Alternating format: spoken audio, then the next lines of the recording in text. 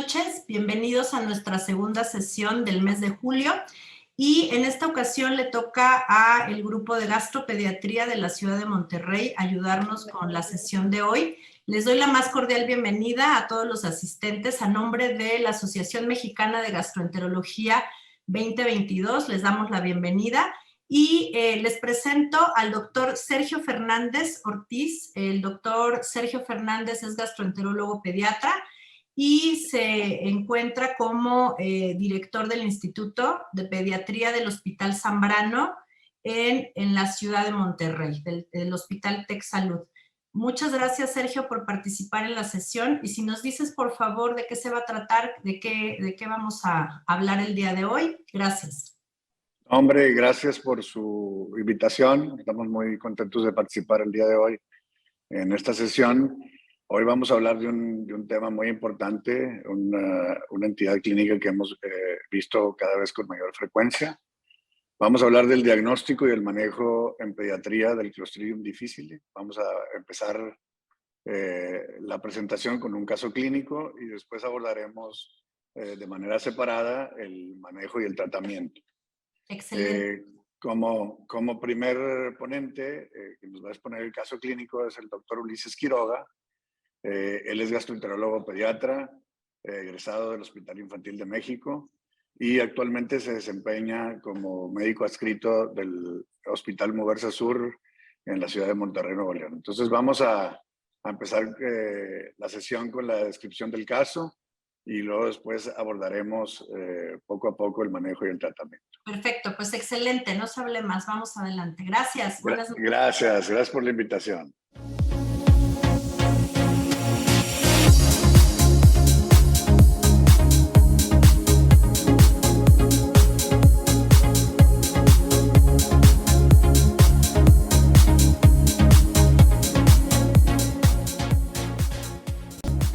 Antes que nada quiero agradecer la invitación a la Sociedad Mexicana de Gastro, a la doctora Marlene y al doctor Sergio Fernández por esta oportunidad de presentar este caso clínico de manejo de Clostridium difficile en pediatría. Es algo que cada vez vemos más. Todavía no es, gracias a Dios, tan común, pero el uso indiscriminado de antibióticos muchas veces en pediatría, cuando no se requiere, es una de las principales causas que nos da este tipo de problemas. ¿Cómo pasó?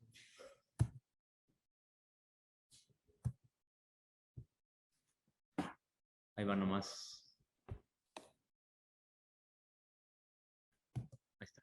Bueno, el caso clínico es un paciente masculino de 6 años, 11 meses de vida, sin antecedentes heredofamiliares de importancia, ni antecedentes personales patológicos. Previo al inicio del cuadro, era un niño prácticamente normal, como la mayoría de los niños de México.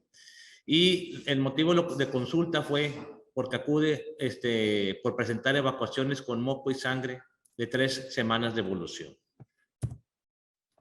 El niño inicia 4 semanas previas con un cuadro gastrointestinal caracterizado principalmente por vómito y fiebre de hasta 38.9 grados centígrados sin presencia de evacuaciones diarreicas. Por tal motivo, el paciente acude con su facultativo, con su pediatra, el cual receta medicamentos a base de guanadoxina, neumolubrina, enterogermina y antibiótico a base de trimetoprim con sulfametoxazol. El paciente refiere a la madre que empieza a evolucionar y al 4.º día se agregan evacuaciones líquidas no cuantificadas e inicia con cuadros de dolor abdominal, principalmente tipo cólico intermitente.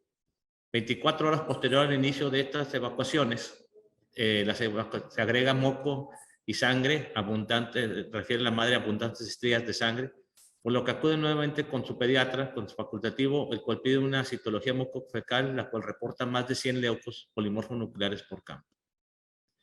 En esa visita, el pediatra le receta ceftriaxona, 1 gramo intramuscular cada 24 horas por un periodo de 4 días. Presenta una leve mejoría del 50% con respecto al moco, pero las estrías de sangre prácticamente continúan. Posterior al manejo con la ceftriaxona, Dicho paciente continúa con dolor abdominal leve, el cual posteriormente fue en incremento tanto en intensidad como en frecuencia durante el transcurso de los siguientes días.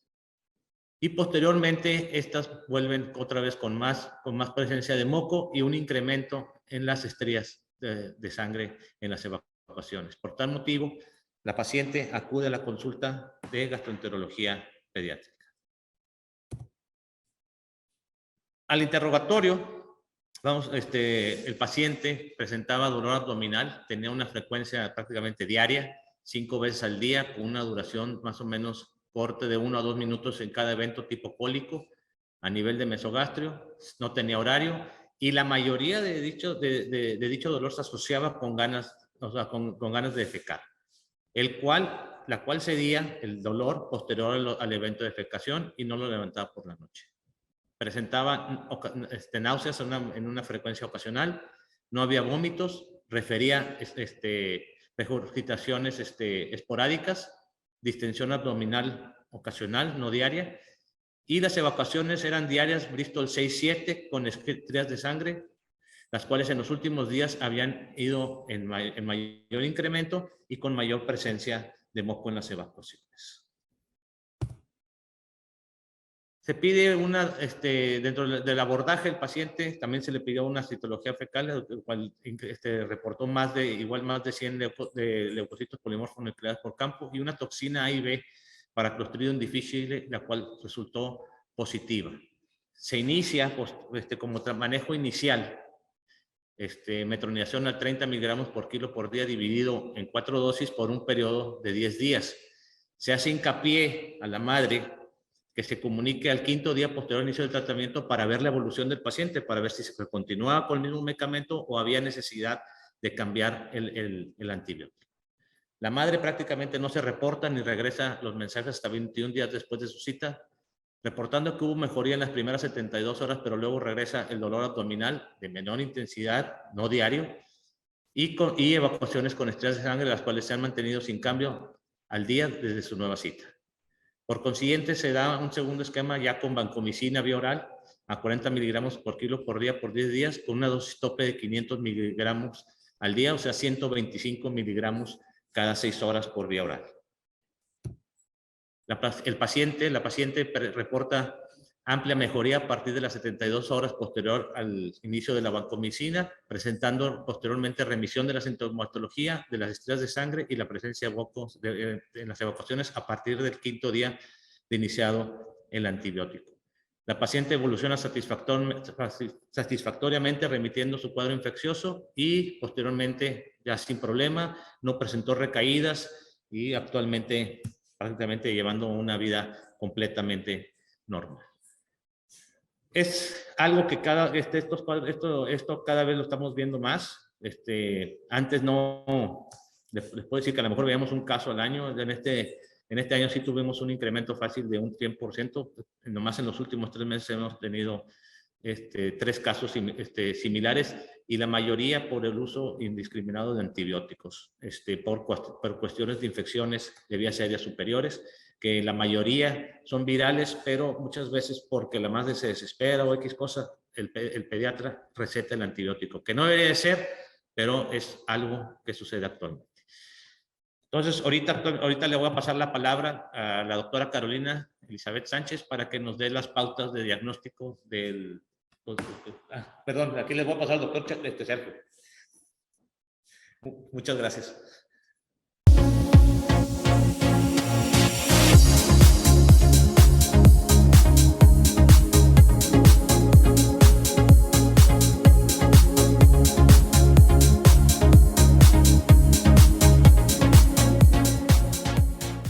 Agradecemos la presentación del doctor Ulises Leal con el caso clínico. Y ahora tengo el gusto de presentar a la doctora Carolina Sánchez López. Ella es gastroenteróloga pediatra egresada del Centro Médico Nacional de Occidente en Guadalajara, Jalisco, y actualmente se desempeña como gastroenteróloga pediatra en el Hospital General de Zona del IMSS en Monterrey, número 4. Ella nos va a abordar el manejo de las pautas de diagnóstico de Clostridium difficile en pediatría. Carolina, gracias por tu participación. Adelante.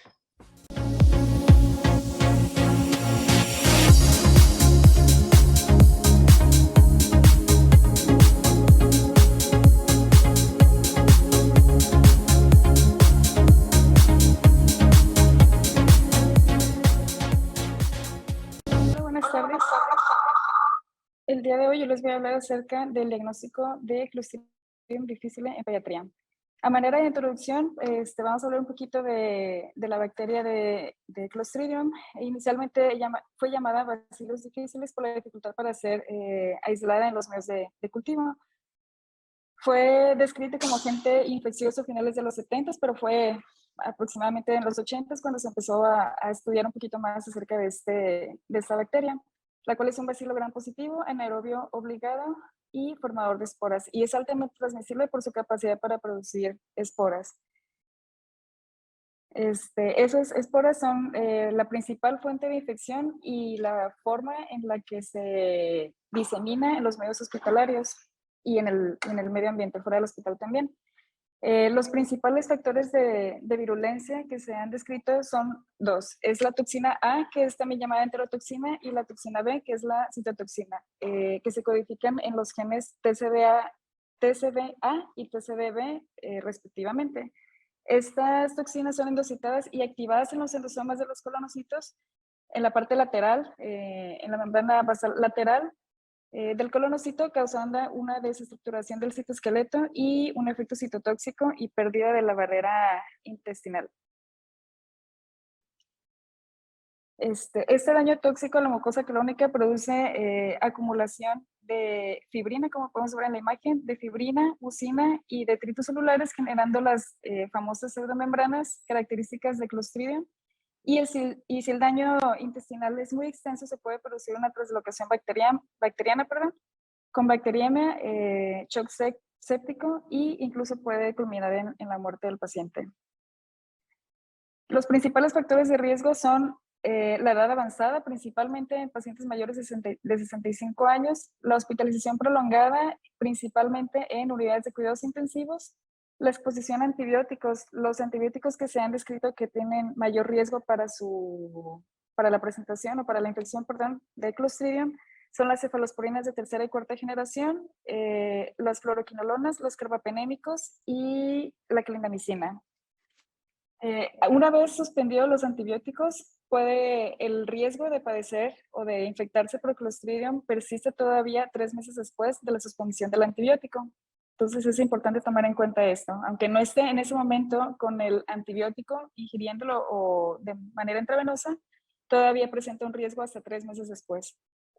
Otros factores de riesgo que se han descrito son quimioterapia, enfermedades intestinales subyacentes como enfermedad inflamatoria intestinal, cirugía gastrointestinal y principalmente, especialmente en niños, el uso de inhibidores de bomba de protones, el uso de enemas de repetición, el uso de pañales, la inserción prolongada de sondas nasogástricas o también las sondas de gastrostomía y ionostomía son un factor de riesgo importante para la infección por Clostridium. La colonización en neonatos y lactantes es un poco controversial. Los neonatos son muy susceptibles a la colonización, ya sea por transmisión ambiental o vertical a través del canal de parto. Además, por inmadurez intestinal y por la incapacidad de suprimir el crecimiento de Clostridium en el colon. Entonces,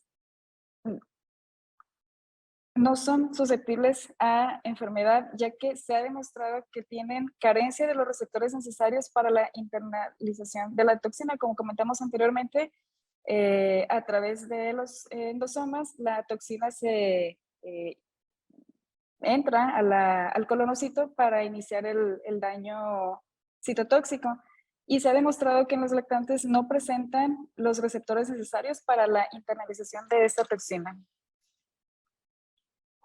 La tasa de colonización en los pacientes o en los bebés, menores de 1 mes de edad es hasta del 37%, bajando al 30% en niños de 1 a 6 meses, en bebés de 1 a 6 meses. Para el año de edad, la colonización disminuye al 10% y para los 3 años de edad, la colonización es similar a la de los pacientes o la de los adultos, que va del 0 al 3%. El cuadro clínico es muy variable, puede variar desde diarrea, hilo paralítico, colitis pseudomembranosa, megacolon tóxico y perforación intestinal. Y como les comenté previamente, pues puede culminar en la muerte del paciente. El tipo de la enfermedad y la gravedad pues dependerá de varios factores, como la respuesta inmune del hospedero y la virulencia de la cepa del paciente. Las recomendaciones, bueno, hay algunas guías para el diagnóstico y tratamiento de Clostridium, sin embargo, no muchas están dirigidas a pacientes pediátricos. Muchas de las recomendaciones son de pacientes adultos y que se traspolan para los niños. La ITSA en el 2017 dio estas recomendaciones en donde comentan que debido a la alta prevalencia del portador asintomático de Clostridium en los menores de 1 año de edad, no se recomienda solicitar estudios para su diagnóstico de forma rutinaria. En los pacientes mayores de 2 años de edad, solamente en pacientes muy específicos que presenten diarrea prolongada, que se empeora y que además tengan factores de riesgo, como enfermedad inflamatoria intestinal, que estén hospitalizados, inmunocompromiso y pues la exposición a antibióticos recientemente. Ese es como el principal factor de riesgo. La Academia Americana de Pediatría dio también unas recomendaciones, sin embargo la última guía es del 2013, posterior a ese no hay ninguna más reciente de la Academia Americana de Pediatría, y es muy similar a lo que comenta la ITSA, en donde recomiendan evitar las pruebas de rutina en menores de 1 año de edad, a menos que que tengan alguna enfermedad subyacente o algún trastorno de la motilidad intestinal, como enfermedad de Hirschsprung, o en el contexto de un brote. Se sugiere mejor buscar otras alternativas para el diagnóstico. En los niños de 2 a 3 años es difícil interpretar los resultados, por lo que también se tiene que ser muy cauteloso al solicitar esos estudios, ya que un resultado positivo puede indicar una posible infección, sin embargo, únicamente también puede estar colonizado. Y es importante mencionar también que los hallazgos endoscópicos de pseudomembranas y la mucosa rectal hiperémica y friable que sugieren una colitis pseudomembranosa es suficiente para el diagnóstico de Clostridium. No es necesario tener algún otro estudio de laboratorio para confirmar el diagnóstico. Para la toma de la muestra se tienen que dar algunas indicaciones muy precisas. La deposición tiene que ser una deposición reciente, de menos de 1 hora, diarreica, acuosa, que se adopta la forma del recipiente y se debe almacenar en un recipiente hermético, estéril, de boca ancha y sin medio de transporte. No debe contener ningún conservante. Debe ser de 5 a 10 gramos aproximadamente, no es necesario una gran cantidad de la evacuación, y se debe enviar al laboratorio de forma inmediata. Si no es posible enviarlo de forma inmediata, se debe conservar en refrigeración entre 2 y 8 grados hasta 72 horas, es el límite. Y pues no se recomienda la toma de muestras subsecuentes para verificar que la infección se haya remitido. Las pruebas disponibles para la detección de Clostridium no discriminan entre una colonización asintomática y un cuadro infeccioso, por lo que hay que tomar en cuenta el cuadro clínico en general del paciente, la edad y los factores de riesgo a los que fue expuesto. Hay 5 pruebas diagnósticas disponibles. Hay algunas que detectan antígeno o productos de Clostridium, como es la detección de las toxinas A y B, la detección de glutamato deshidrogenasa y el ensayo de citotoxicidad. Y hay otros estudios que detectan como tal el gen del Clostridium, que es la detección de ácidos nucleicos, y una prueba más que es el cultivo toxigénico. Todos tienen pros y contras, ahorita los vamos a mencionar, y principalmente de la toxina A y B, que es la que se solicita más frecuentemente, es muy poco sensible, pero tiene una especificidad un poquito más elevada. La detección de glutamato deshidrogenasa, al contrario de las toxinas A y B, tiene una sensibilidad alta, pero la especificidad es más bajita. Se utiliza generalmente como una prueba inicial de screening. El ensayo de citotoxicidad es más específico, pero poco sensible, Y los últimos dos, que es detección de ácidos nucleicos y cultivo toxigénico, pues son pruebas que son más caras y requieren de un personal especializado para su realización. Ese es un cuadrito en donde nos habla un poquito de la sensibilidad y la especificidad de las pruebas. Las que tienen una sensibilidad más alta son el cultivo toxigénico, la detección de los ácidos nucleicos, la detección de glutamato deshidrogenasa y el ensayo de citotoxicidad, siendo la toxina A y B la que tiene menos sensibilidad. La detección de las toxinas, como lo comentábamos ahorita, puede tener una sensibilidad que va hasta el 65%, desde el 65% hasta el 90%, dependiendo del método utilizado. Una ventaja es que son rápidas y de bajo costo. Sin embargo, una de las desventajas principales es su baja sensibilidad y su bajo valor predictivo positivo, por lo que no deben ser utilizadas como de forma aislada para el diagnóstico.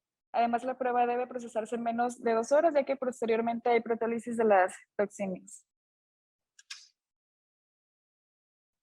La detección de glutamato deshidrogenasa, la glutamato deshidrogenasa es una enzima también llamada antígeno común que se produce en grandes cantidades por la mayoría de las cepas de Clostridium.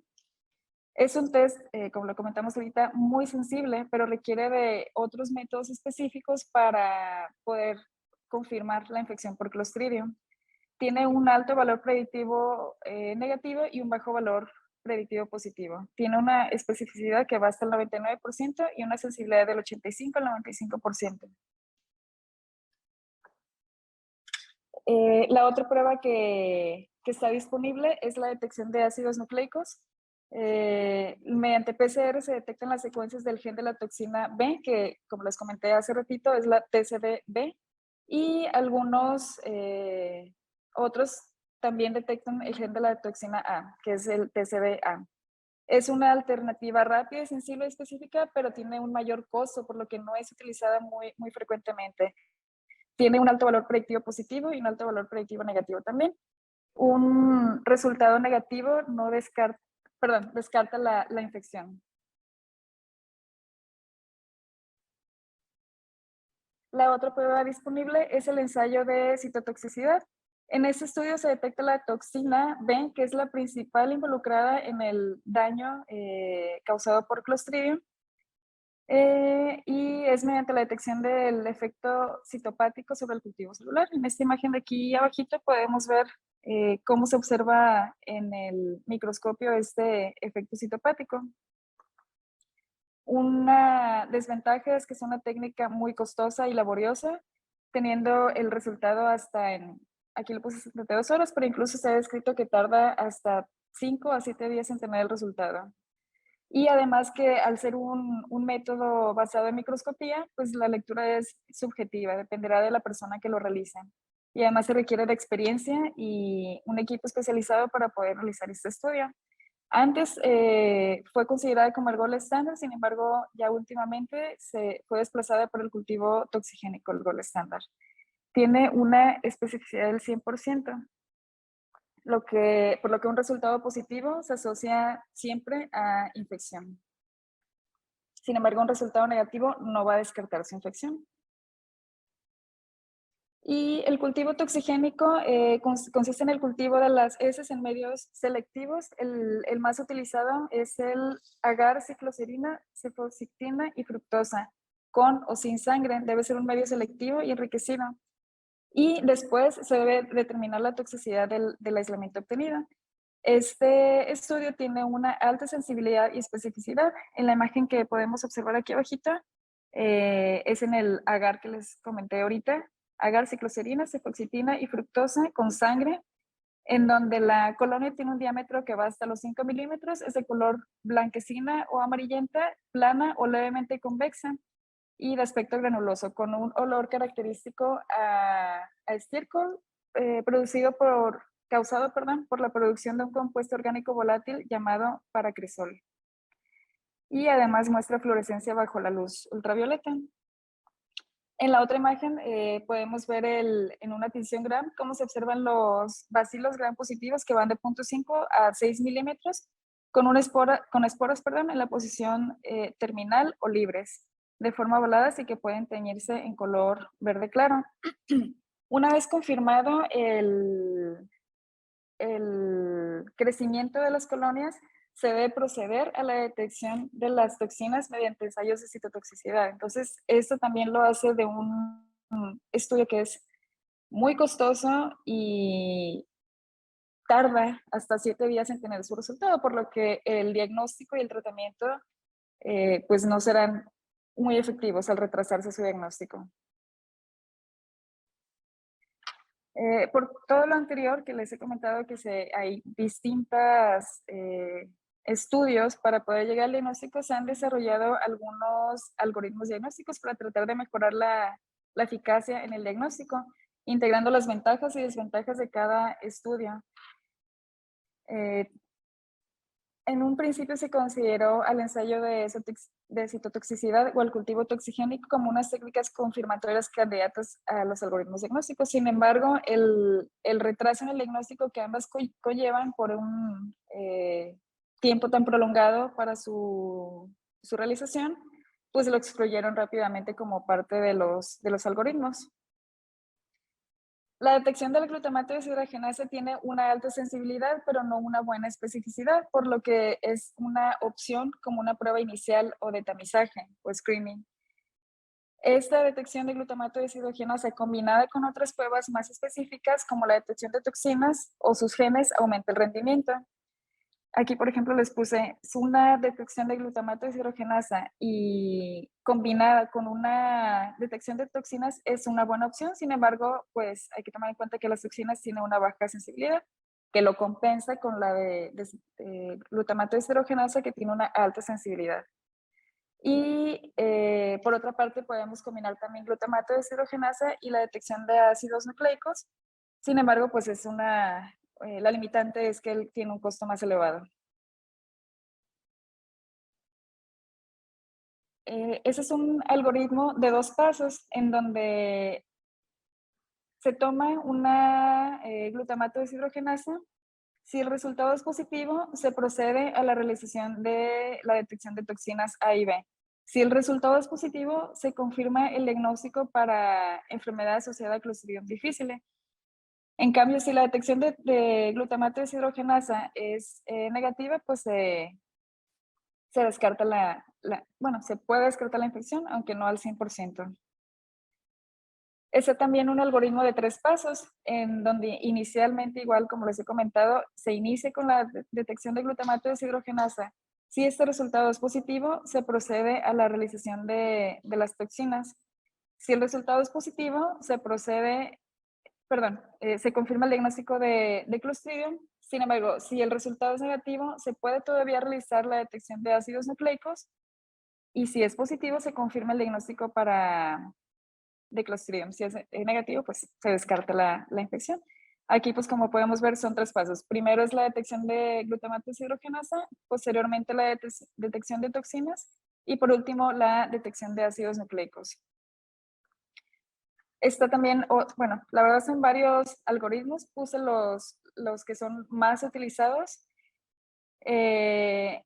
Nos podemos ir de forma inicial con la detección de ácidos nucleicos, sin embargo, pues como les he dicho, es una técnica costosa y tardada.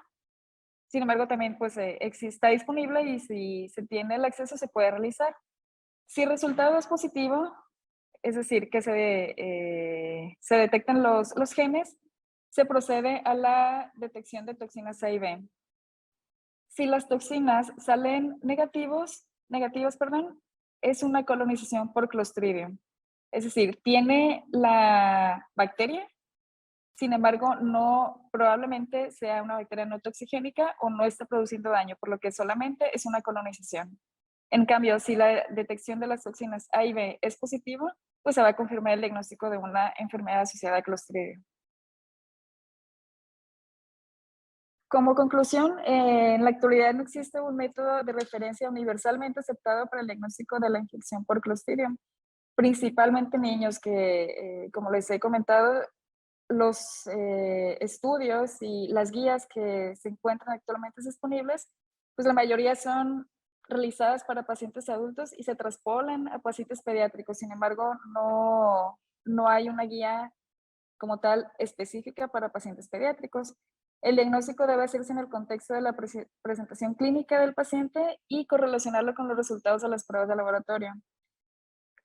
Es importante que se lleven esto a casa, que las pruebas no se recomiendan de forma rutinaria en niños menores del año de edad. Es muy difícil o raro que un paciente menor de 1 año de edad pueda tener la infección por Clostridium. Tienen una colonización de hasta el 37% y además no tienen manera de interiorizar esas toxinas para producir daño. En los pacientes entre 1 y 3 años de edad, pues se debe tener un poquito más de cuidado en la interpretación de los resultados. No siempre que sean positivos, pues van a ser pacientes que estén infectados. Hay que buscar otras alternativas diagnósticas. Y pues el factor clave para asegurar el éxito de las medidas de prevención es un óptimo diagnóstico de la infección de Clostridium, basado con una correcta sospecha diagnóstica y un diagnóstico de laboratorio que sea rápido y certero. Utilizar de preferencia 2 pruebas para poder llegar al diagnóstico. Es muy frecuente que solamente utilicemos la toxina A y B para el diagnóstico, sin embargo, pues no se debe combinar siempre, de preferencia primero con una detección de glutamato de deshidrogenasa y si esta llegara a ser positiva, pues solicitar la toxina A y B.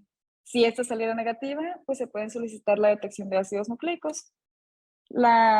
Si tuviéramos acceso o si se tuviera acceso al cultivo toxigénico, pues sería lo ideal. Sin embargo, pues tarda hasta 7 días en tener el resultado y esto se utiliza casi siempre como fines epidemiológicos o de investigación. Por mi parte sería todo. A continuación, el doctor Daniel Agras continuará con el manejo de la infección por Clostridium.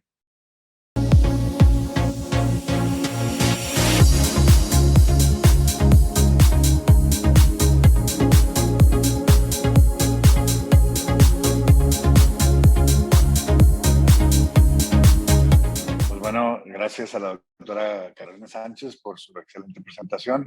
Ahora, antes de empezar con la parte final de la presentación, los invito a que nos hagan preguntas a través del chat y así poder contestarlas una vez terminado la presentación. Hagan sus preguntas y vamos aquí guardándolas para presentarlas al final. Pues ahora tengo el gusto de presentar al doctor Daniel Agras Ortiz.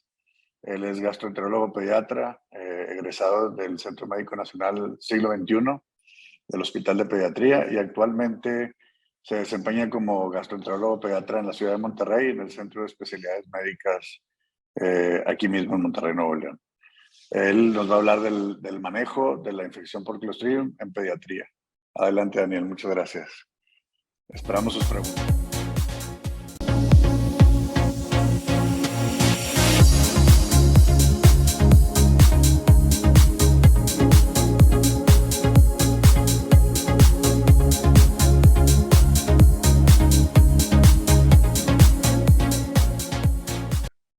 Hola a todos, muy buenas tardes. Primero que nada, gracias por la invitación a participar y continuando con el tema que nos compete, pues vamos a hablar del manejo actual de la infección por Clostridium o Clostridioides, ahora recientemente nombrado, entonces vamos a iniciar.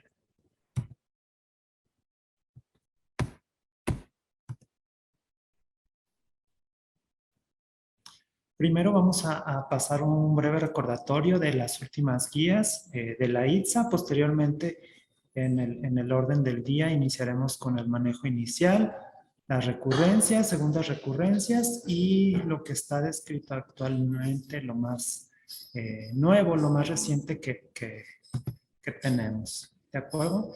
Pues hay que recordar principalmente que históricamente las recomendaciones en pediatría del tratamiento pues han sido limitadas por la ausencia de evidencia de alta calidad, ¿de acuerdo? Recordamos que estas guías fueron desde el 2017 y basadas principalmente en la experiencia en población adulta. Los datos en cuanto a eficacia comparativa entre uno o varios fármacos hasta este punto eran muy, muy limitados, y es por eso que en esta guía todavía se maneja como opción de primera línea el metronidazol en episodio inicial y primera recurrencia en casos no severos. Esto con una recomendación débil y una calidad de evidencia muy baja. La vancomicina en episodios severos o segunda recurrencia, esta ya es una recomendación un poquito más fuerte y con evidencia moderada. Y hasta este punto, en el 2017, el trasplante de microbioma fecal se recomienda para múltiples recurrencias y después de no haber una adecuada respuesta al tratamiento inicial. Este es un vaciado totalmente de las guías del 2017. Viene aquí las dosis recomendadas, dosis máximas. Ahorita vamos a ir viendo poco a poco lo que hay todavía con estas guías y lo que está nuevo, ¿de acuerdo?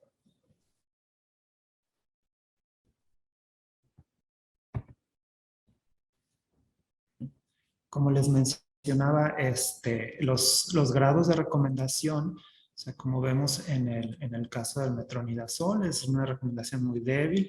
Vancomicina en episodio inicial, en ese entonces se recomendaba de una forma débil y calidad de evidencia muy, muy baja en ese entonces, ¿de acuerdo? Posteriormente esto fue cambiando, afortunadamente.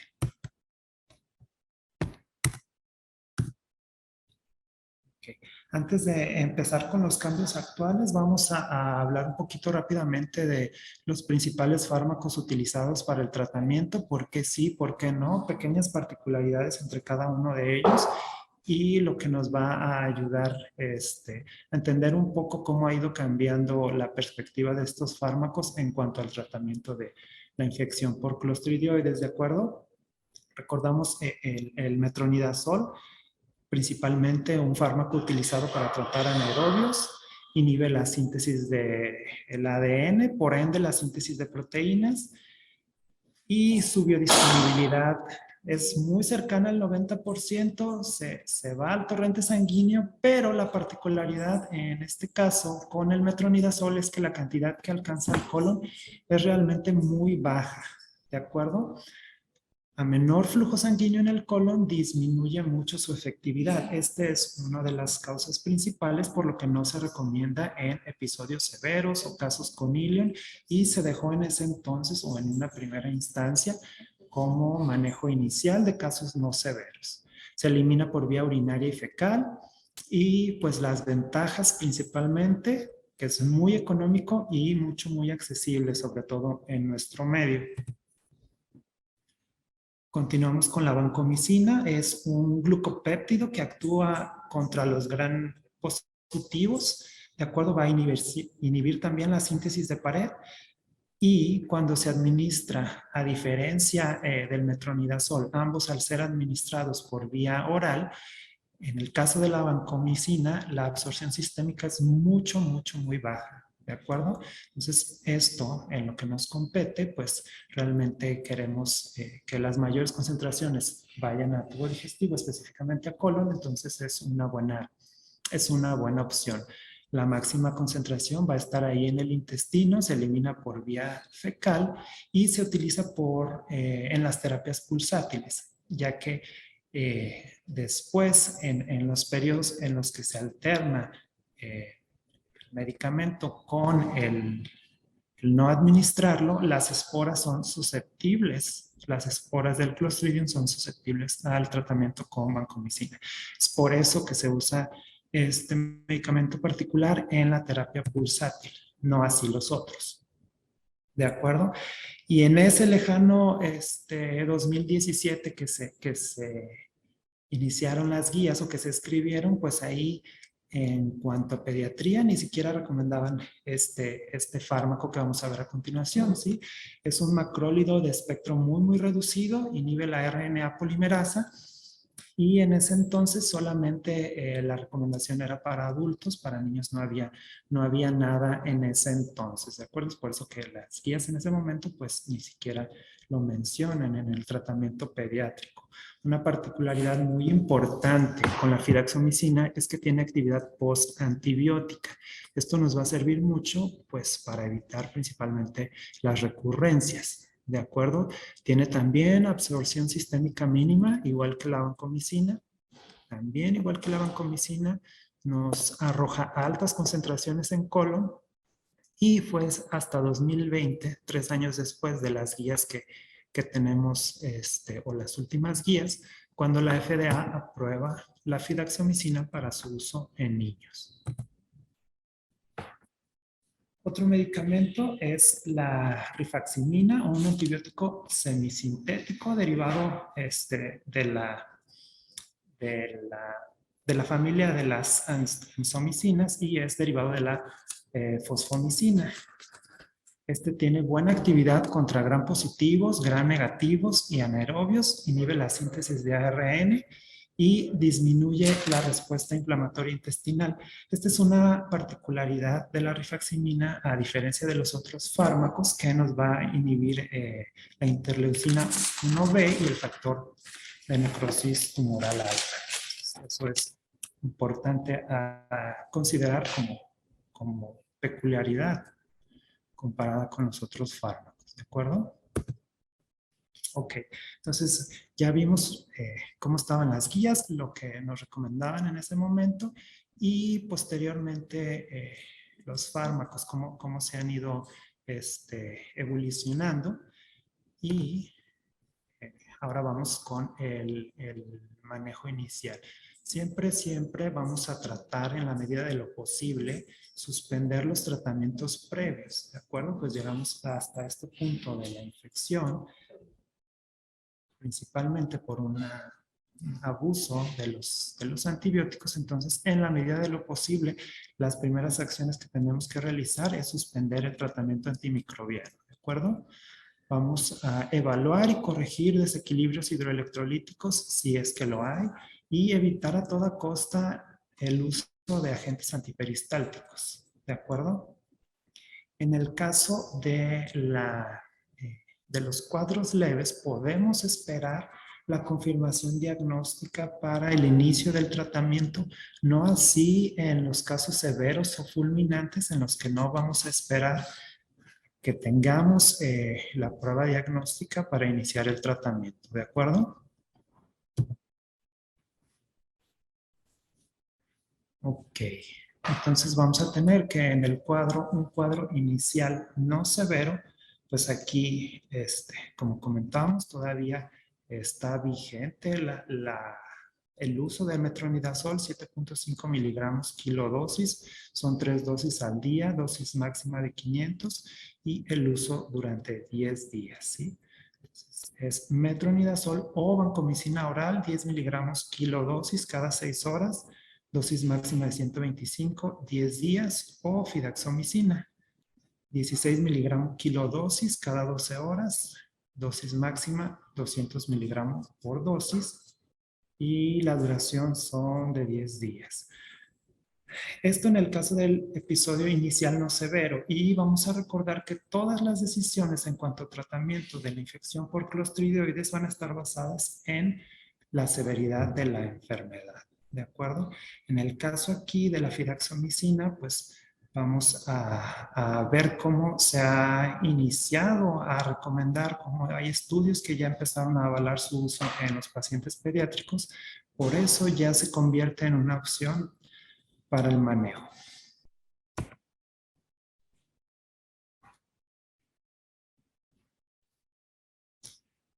Aquí este es uno de los primeros estudios, de hecho es el primer ensayo clínico que llega hasta la fase 3, utilizando fidaxomicina en niños, y aquí la compararon con la eficacia y la seguridad de vancomicina, ¿de acuerdo? Es el famoso estudio Sunshine, que a partir de o posterior a la publicación de que fue en 2019, fue cuando la FDA aprueba el uso de la fidaxomicina.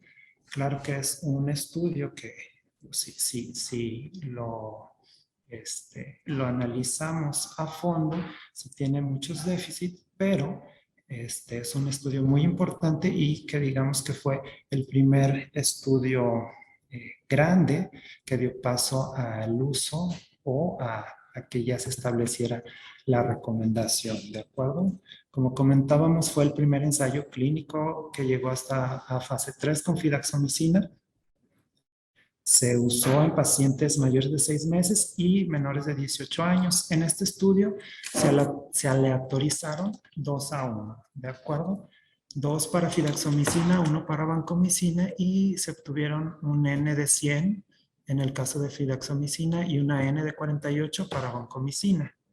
Los efectos adversos en ambos fármacos fueron muy similares, principalmente dolor abdominal, diarrea, un poco de gastritis también.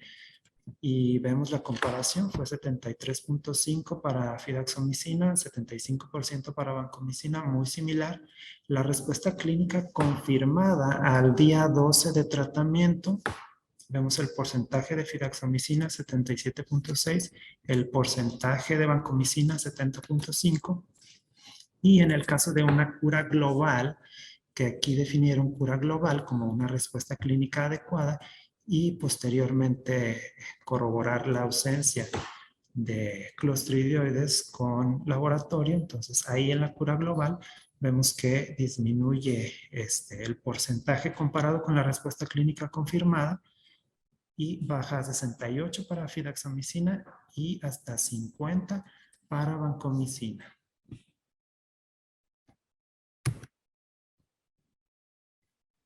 Bueno, recordando o volviendo atrás un poco a los casos iniciales, voy a regresar un poquito. Aquí en el caso inicial no severo, nada más recordar que si iniciamos con metronidazol y al cabo de 5 o 7 días no hay buena respuesta, escalaríamos a vancomicina, ¿de acuerdo? Casos severos o fulminantes, pues vamos a ver vancomicina vía oral o rectal, dependiendo de las condiciones del paciente, si hay híleo o no. La dosis va a ser 10 miligramos kilodosis cada 6 horas y puede o no asociarse metronidazol vía IV, también durante 10 días.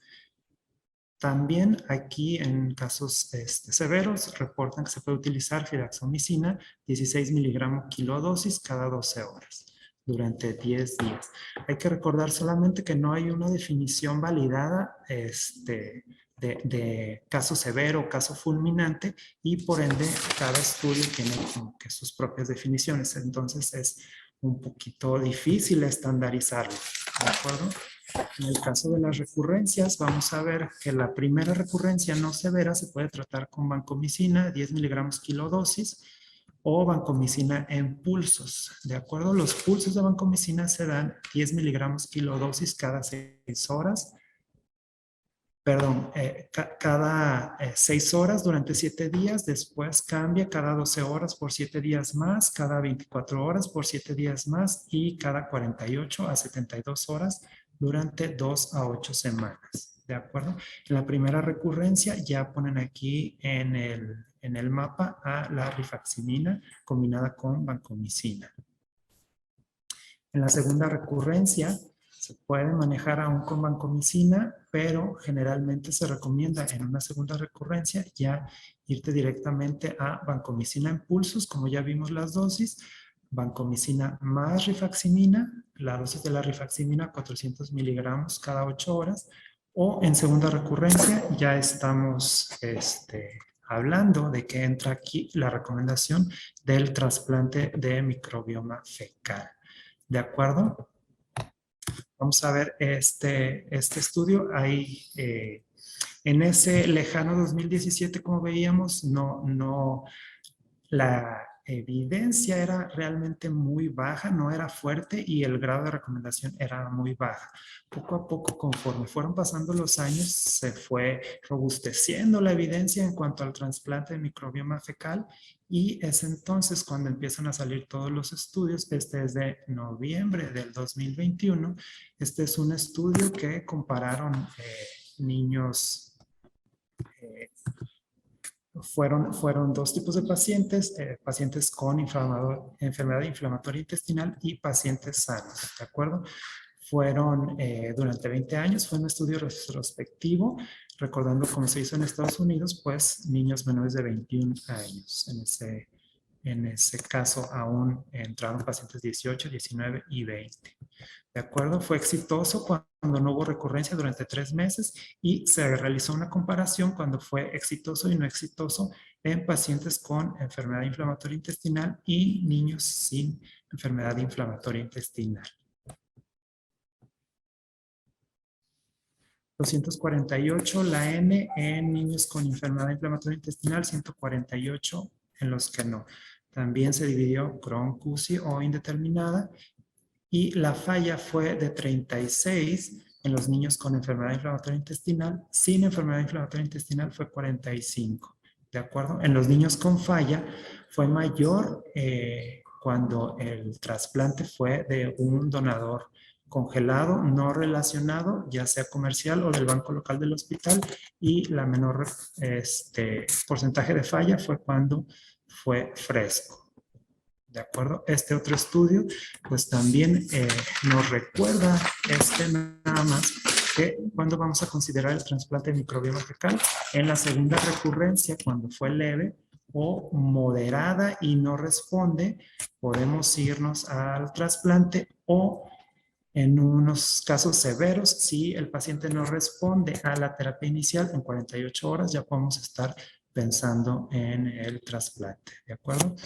Y esto lo puse al final porque son las recomendaciones de lo que viene para el futuro, de lo que se ha utilizado, se está utilizando en adultos. No así, no hay ninguna recomendación todavía. Los estudios de anticuerpos monoclonales van en fase 2 todavía, entonces no se ha reportado que lleguen a fase 3. Entonces es por eso que los puse, nada más los vamos a mencionar, recordando que en adultos ya está autorizado el Bestoluximab como un anticuerpo monoclonal diseñado específicamente para neutralizar la toxina B. ¿De acuerdo? El estudio fase 3 en niños pues va caminando apenas.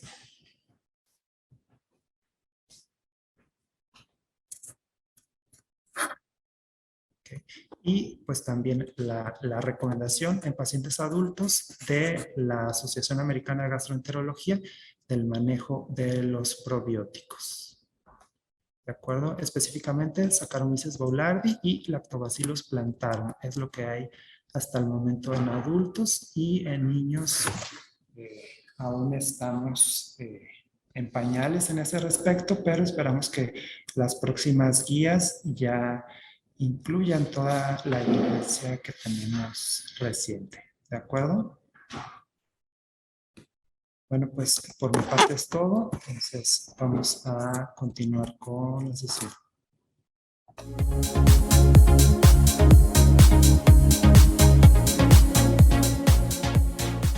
Pues, muchas gracias por tu participación, Daniel. Muy interesante. Gracias a todos por su presencia, y hay un par de preguntas para responder. La primera es: ¿se debe de utilizar probióticos en pacientes con Clostridium en pacientes inmunocomprometidos?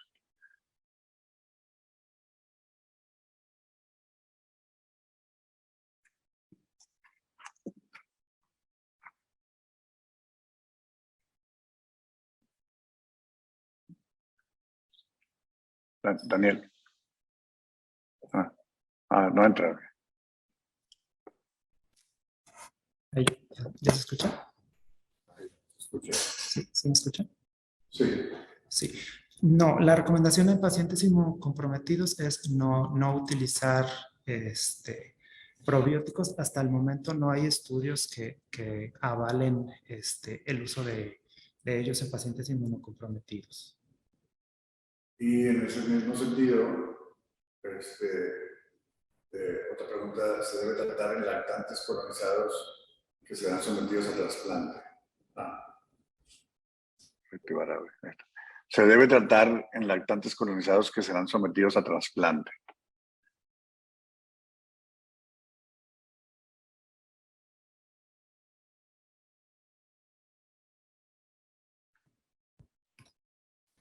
Tampoco hay una evidencia significativa a ese respecto. O sea, lo que tenemos hasta el momento es no tratar a todos los pacientes colonizados en el caso de los pacientes menores de 1 año. Entonces, no hay una recomendación de tratarlos, no hay evidencia significativa que avale que se puedan o que sea recomendable tratarlos previo al trasplante. Muy bien.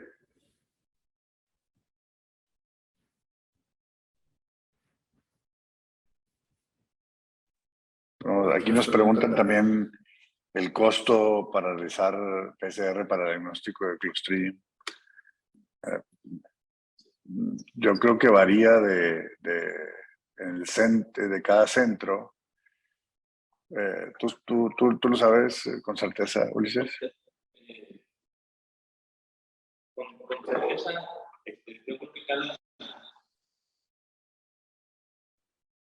Con certeza, yo creo que varía mucho de hospital a hospital o de laboratorio a laboratorio. Ahora me di cuenta con unos pacientes que le pedí la PCR. El paciente, de hecho, me habló y me dijo, doctor, es que vale como 6,000 pesos la prueba. Entonces, todavía sigue siendo más económica la realización de la toxina IV. Y entonces sí es un gasto a veces muy elevado, o realizar la PCR.